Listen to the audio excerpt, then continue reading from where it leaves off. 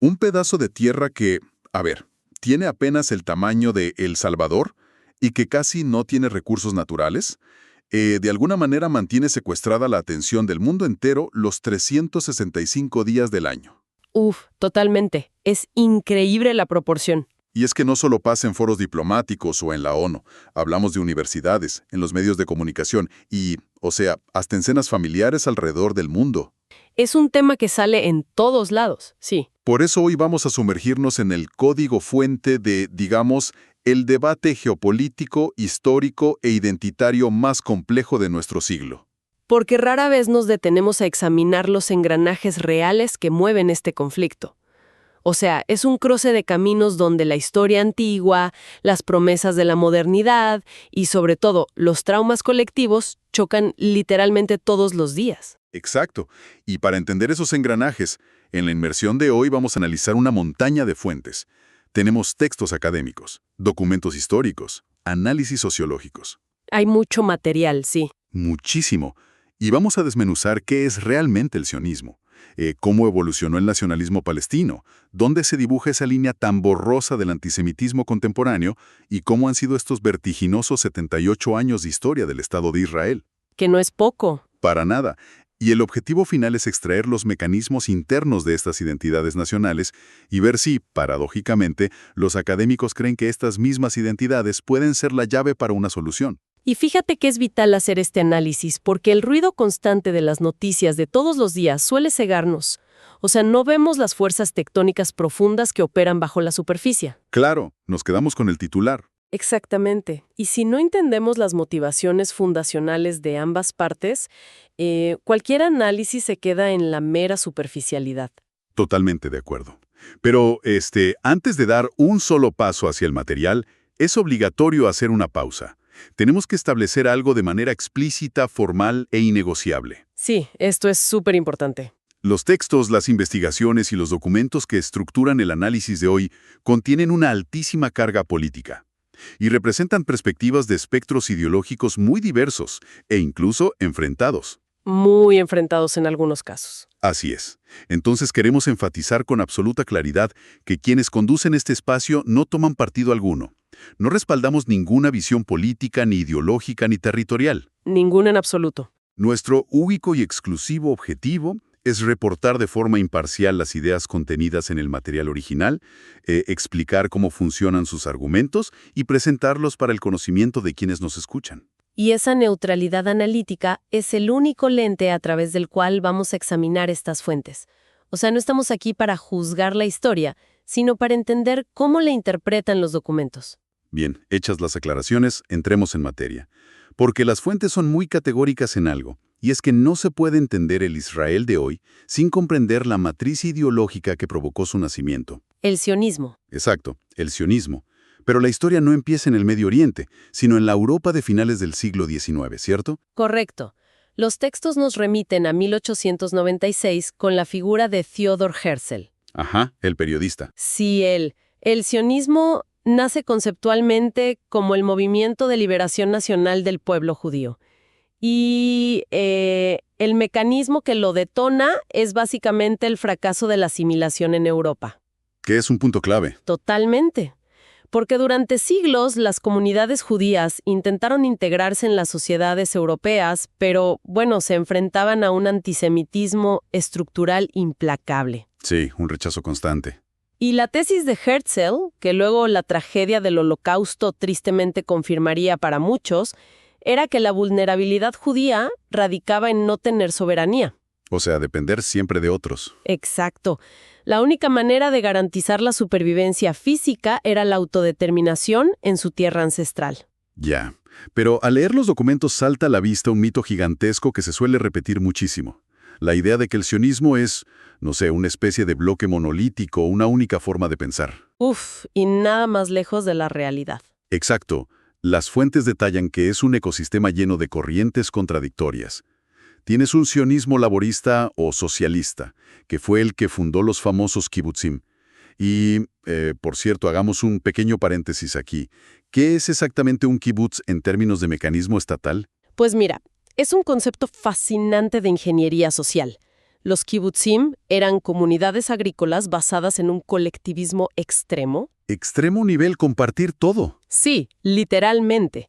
La idea era que, para reclamar la tierra y construir una nación desde cero, el individualismo no servía. Claro, no había margen para eso. Exacto. Había que compartirlo todo. El trabajo, las ganancias, la defensa y fíjate en esto, hasta la crianza de los hijos. Esa vertiente socialista dominó las primeras décadas del Estado. Wow, y por otro lado tienes el sionismo revisionista, que según los textos es mucho más pragmático y centrado en la fuerza militar, en la seguridad. Ajá, la derecha política, digamos. Exacto. Y también tienes un sionismo estrictamente religioso e incluso, según apuntan los textos más modernos, un sionismo ecologista enfocado en la sustentabilidad de la tierra. Es que esas divisiones internas no son un accidente, o sea, son el diseño del sistema. Esa amalgama de visiones, que a menudo estaban enfrentadas amargamente en el Parlamento, generó una flexibilidad política brutal. Una capacidad de adaptación tremenda. Sí, y esa fricción interna fue lo que impidió que el movimiento se volviera rígido y colapsara antes de lograr la creación del Estado en 1948. Y hablando de esa creación y los 78 años posteriores, a ver, analicemos esto.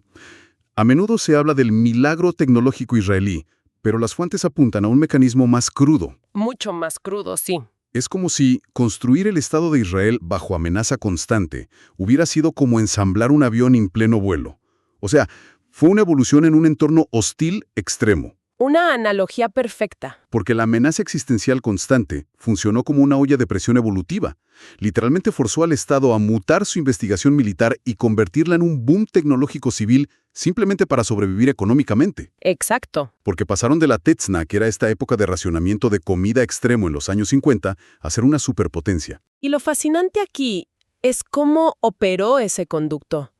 El modelo que hoy conocemos como la Startup Nation no surgió porque un día se levantaron y decidieron ser emprendedores tecnológicos. No fue por seguir una moda de Silicon Valley. Para nada.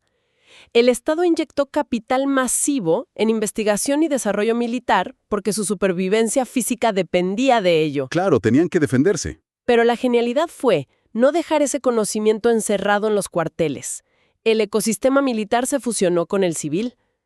Las necesidades defensivas engendraron sistemas complejos como la cúpula de hierro, el Iron Dome, para interceptar misiles. Sí, pero esa misma cultura de resolver problemas de vida o muerte se tradujo en cosas civiles. O sea, empresas como Netafim inventaron el riego por goteo para hacer que un desierto estéril produjera alimentos. Una revolución agrícola. Totalmente. O la creación de las plantas de desalinización de agua más avanzadas del planeta. Y todo eso suena muy bien. Es el lado brillante de la olla de presión. Ajá, pero... Pero una olla de presión también puede reventar por dentro. ¿Qué pasa con las fracturas sociales que detallan las fuentes? Pues ese es el costo de ese desarrollo acelerado. Los textos subrayan fisuras internas muy, muy profundas. Tienes una fricción constante entre los sectores laicos de ciudades tecnológicas y los ultraortodoxos. Que viven realidades distintas. Completamente. Tienen visiones diametralmente opuestas sobre qué tipo de Estado debe ser Israel. Y además hay tensiones históricas de integración. Espera, me detengo ahí. Porque las lecturas mencionan la fricción entre judíos ashkenazíes y misrajíes. Y yo me pregunto, ¿no se supone que la identidad judía israelí unificaba a todos bajo una misma bandera? ¿De dónde viene esta tensión? Viene la geografía y de la historia del exilio. O sea, los ashkenazí son los judíos con raíces en Europa central y oriental. Ellos fueron los que fundaron las principales instituciones del Estado y establecieron una hegemonía muy temprana. ¿Los pioneros, digamos? Exacto. Y los misrajíes, en cambio, son los judíos originarios del Medio Oriente y el norte de África, de lugares como Irak, Marruecos o Yemen. ¿Que llegaron después? Sí, llegaron masivamente después de 1948, a menudo huyendo de persecuciones en países árabes. Y durante décadas, los misrajíes enfrentaron marginación económica y cultural dentro del propio Israel. Porque no encajaban en ese primer molde, ¿no? Exactamente, al no encajar en el molde europeo inicial. Y esas cicatrices demográficas todavía influyen muchísimo en cómo se vota hoy en día. Wow. Y a todo esto hay que sumarle una crisis del costo de vida en polos como Tel Aviv, que es altísimo. Pero claro, el cable de alta tensión más expuesto, la presión constante que rodea toda esta maquinaria, es el conflicto territorial y humano con el pueblo palestino. Sin duda, es el tema central. Y esto nos lleva a un punto que las fuentes abordan con muchísimo cuidado analítico. Porque precisamente porque Israel está fundado sobre esta identidad judía sionista, el debate mundial sobre sus políticas choca de frente con uno de los prejuicios más antiguos de la humanidad. Sí, es un terreno pantanoso. Me refiero a la delgada línea entre la crítica política y el antisemitismo. Y es probablemente el terreno discursivo más minado que existe hoy en universidades, en redes sociales, en instituciones internacionales. Totalmente. ¿Y por qué? Porque el escudo protector de cualquier democracia es, o debería ser, la crítica a sus gobernantes. Pero cuando esa crítica se convierte en un vehículo para atacar la identidad fundacional de un pueblo, el debate se contamina por completo. Las fuentes exponen dos grandes marcos para intentar medir esto. Está la definición de la EHRA, la Alianza Internacional para el Recuerdo del Holocausto, y la del Nexus Task Force. Ajá, dos enfoques importantes. Y hay un consenso base. Criticar al gobierno israelí no solo es válido, es lo normal. O sea, ocurre a diario en la Knesset, su parlamento de 120 miembros donde se dicen de todo. Literalmente de todo. O en las calles, como las masivas protestas sociales tras el caso de Yehuda Biatka, que fue este israelí de origen etíope cuya muerte a manos de la policía desató un debate feroz sobre el racismo interno policial. Una tragedia que movilizó a todo el país. Es válido, o sea, si eso es democracia sana, ¿dónde establecen los expertos que se cruza la línea hacia el odio antijudío? La frontera, según las definiciones académicas, se cruza cuando se usa el lenguaje de la crítica política para negarle exclusivamente al pueblo judío su derecho a la autodeterminación. Ok, exclusivamente a ellos. Exacto. Y para hacerlo más pragmático, los textos citan la técnica de las 3D, formulada por el exdisidente soviético Natan Sharansky. Es una métrica para evaluar el discurso. ¿Y cuáles son esas 3D? Las 3D son demonización, deslegitimación y doble estándar. Ok, detengámonos en la deslegitimación y el doble estándar, porque las fuentes mencionan específicamente un evento histórico súper clave, la resolución de la ONU de 1975, que etiquetó al sionismo como racismo. Un momento muy tenso de la Guerra Fría. Exacto, impulsada por el bloque soviético, y que la propia ONU tuvo que anular en 1991.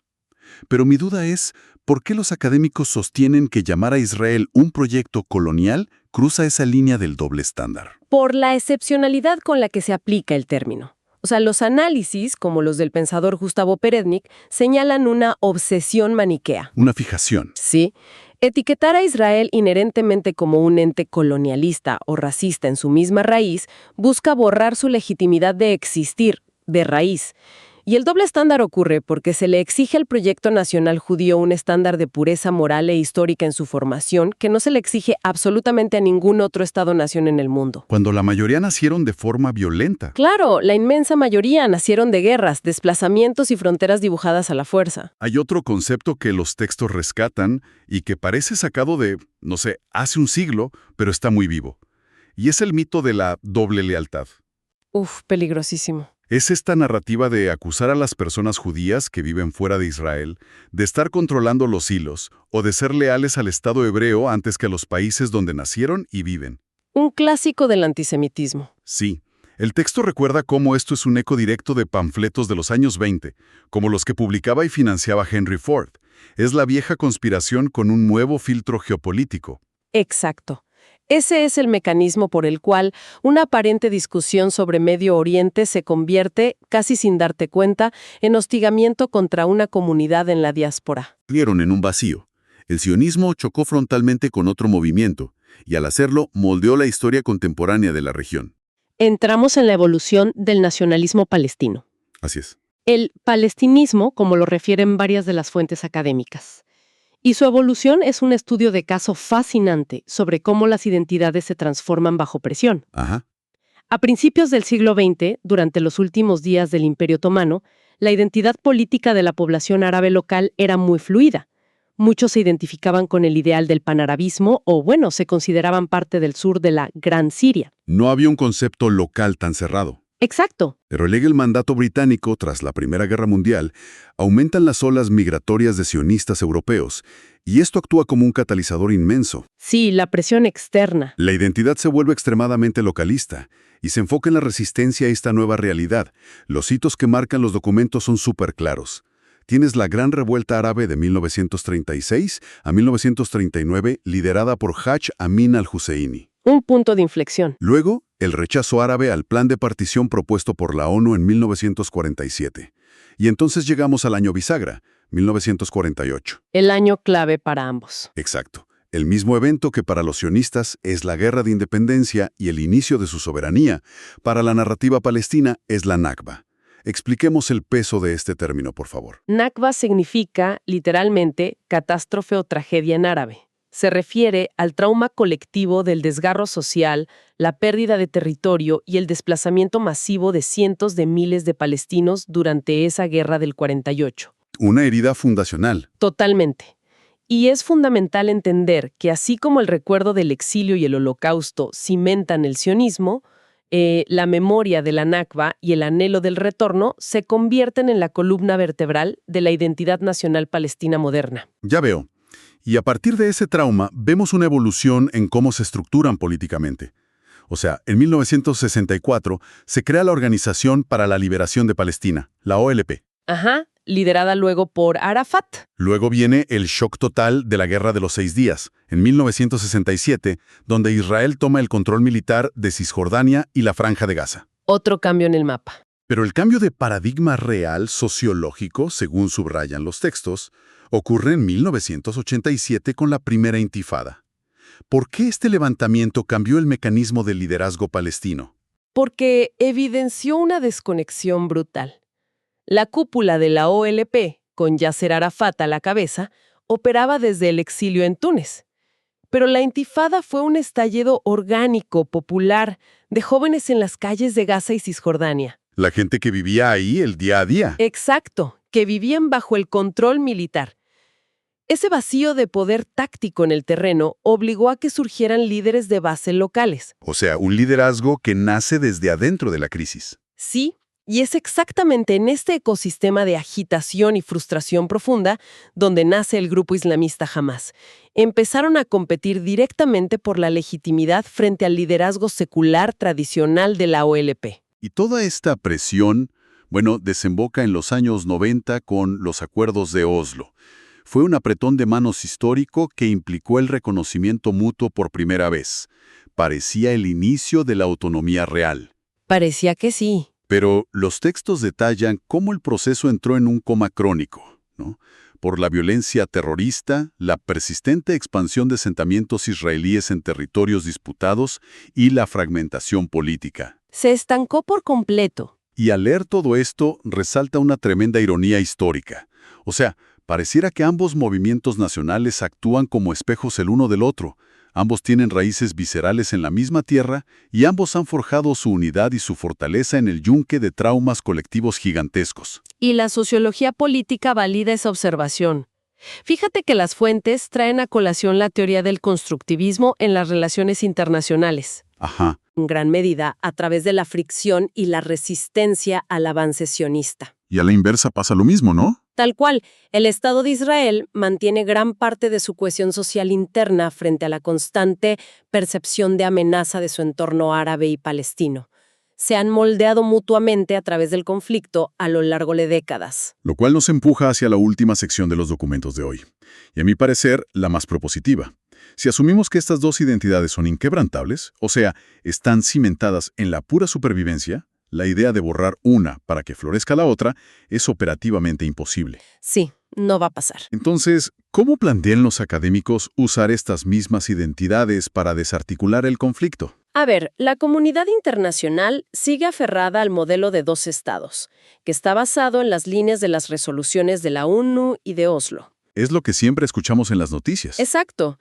Pero los analistas admiten que, sobre el terreno geográfico actual, con la interconexión de infraestructuras, el tamaño territorial reducido y el debate casi intratable sobre el control de Jerusalén, la viabilidad de separar la tierra limpiamente es cada vez más lejana. Se vuelve un rompecabezas imposible. Y luego las fuentes analizan la alternativa del Estado binacional, Sí, otra propuesta muy debatida. que fue empujada por figuras intelectuales como Edward Said en su momento. Es la idea de un solo Estado gigante, laico y democrático, donde ambas poblaciones convivan con igualdad de votos. Suena muy bien, ¿no? Suena muy bien en el papel, en un aula universitaria, pero sociológicamente los textos dicen que es una receta para el colapso. ¿Por qué le tienen tanto terror a esta idea desde adentro? Por la demografía y el miedo a la pérdida de hegemonía. O sea, para el movimiento sionista, un Estado binacional significa renunciar a la idea misma de un refugio soberano donde la cultura judía sea la mayoría y garantice su propia seguridad. Dejaría de ser el proyecto original. Claro, y para el nacionalismo palestino implica diluirse en un sistema económico e institucional donde la otra parte, Israel, ya tiene una ventaja de infraestructura masiva. Ambos perciben este modelo como un suicidio identitario. Compartir el poder total es visto como el fin de sus aspiraciones nacionales. Ya aquí es donde se pone realmente interesante, porque ante este bloqueo surgen investigadores como Ian Lustig o el experto Mordejai Kedar. Ajá, con enfoques distintos. Ellos proponen abandonar el modelo clásico occidental y abrazar un modelo confederal o basado en el tribalismo local. Kedar plantea una propuesta radical: crear algo parecido a 8 Emiratos palestinos independientes. Una idea que rompe el molde. Totalmente. Usar la estructura de los clanes familiares en ciudades como Gaza, Ramala, Hebrón, Jericó, y que cada una tenga su propio gobierno local autónomo, cooperando con Israel solo en temas macro como economía o gestión de agua. Exacto. Pero, a ver, seré el abogado del diablo aquí. ¿Dividir a la población palestina en 8 mini-feudos tribales? ¿No suena eso a promover el caudillismo local o destruir por completo la idea de una nación palestina unificada? ¿Cómo defiende la fuente esto como una solución? Bueno, Kedar argumenta que intentar imponer un modelo de Estado-nación centralizado y, digamos, europeo sobre una sociedad cuyas lealtades sociológicas más profundas históricamente han sido el clan y la tribu, es ignorar la realidad de la región. Es forzar un modelo que no encaja. Exactamente. El argumento es que sistemas como los Emiratos Árabes Unidos funcionan precisamente porque respetan ese tejido tribal local. No busca destruir la identidad, sino descentralizar la administración para reducir la fricción por el control del poder absoluto, sobre todo un territorio. Ya, entiendo. O sea, para visualizarlo mejor, el modelo binacional del que hablábamos antes es como obligar a dos personas que tienen traumas generacionales y que llevan décadas atacándose a mudarse juntos a un departamento tipo estudio. Compartiendo cocina y baño. Exacto, donde comparten la cocina, el baño y hasta la cuenta bancaria.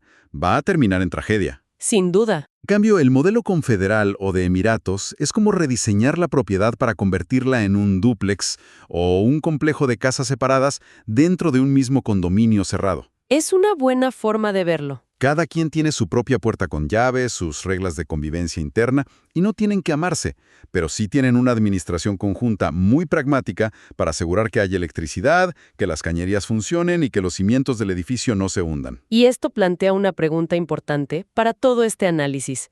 ¿Se puede alcanzar un acuerdo político sólido sin necesidad de una reconciliación moral profunda? Esa es la gran duda. Y el análisis constructivista apunta a que sí.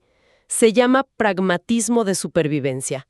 O sea, para transitar de la guerra perpetua a una estructura funcional, no necesitas convencer a tu vecino de que tu narrativa histórica es la correcta. No necesitas que te dé la razón. Exacto. Solo necesitas un reconocimiento mutuo absoluto de que el otro existe, que tiene el mismo derecho inalienable a autogobernarse y que francamente no se va a ir a ninguna parte. Y con ese nivel de pragmatismo crudo, llegamos al cierre de nuestro análisis de hoy. Para condensar las fuentes que hemos explorado, hemos visto que el sionismo y el nacionalismo palestino son fuerzas motrices legítimas y permanentes en la historia contemporánea. Definitivamente. Los textos documentan cómo Israel logró lo impensable, usando la constante amenaza externa como combustible para convertirse en una potencia de innovación mundial. Pero, al mismo tiempo, los analistas coinciden en que la viabilidad a largo plazo de ese éxito depende de resolver la pugna territorial con el pueblo palestino. Y de una forma que reconozca los derechos de ambos, claro. Exacto. y que, para lograr incluso tener esta conversación en la arena global, es imperativo no cruzar la línea que convierte la crítica legítima a un gobierno en una nueva encarnación de la antigua hostilidad antisemita. Ese es el límite crítico. El desafío para el futuro no será anular estas identidades tan arraigadas, sino encontrar un marco arquitectónico político que les permita coexistir sin sentirse bajo una amenaza de aniquilación inminente. Así es. Queda muchísima información en el tintero, pero para quienes nos escuchan, dejamos una última reflexión flotando en el aire. Si aceptamos la premisa de los investigadores de que tanto la identidad nacional israelí como la identidad nacional palestina se han afilado, cohesionado y justificado en gran medida debido a la presencia constante de un enemigo en común durante un siglo de conflicto, Sí, una construcción basada en el otro. cabe preguntarse entonces, el día que la diplomacia funcione de verdad, el día que se firme un acuerdo, las barreras se asienten y la lucha existencial desaparezca, ¿en qué se convertirán estas sociedades cuando de repente ya no tengan que luchar desesperadamente por sobrevivir? Un vacío fascinante por descubrir. Hasta la próxima inmersión.